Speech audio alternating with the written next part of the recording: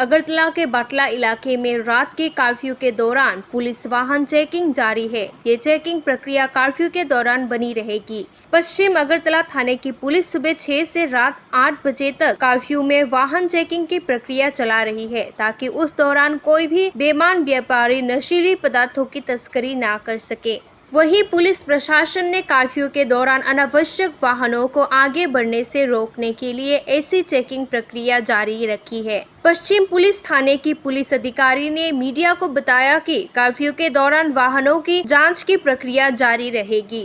सकाल 4टा থেকে vehicle checking চলছে বটতলায়। ওএসপিএস এর আমরা ওএসপিএস এর অফিসার এবং স্টাফ মিলে সকাল 6টা থেকে সকাল 8টা পর্যন্ত ভেহিকেল চেকিং চলবে এখানে নাইট কারফিউ উপলক্ষে।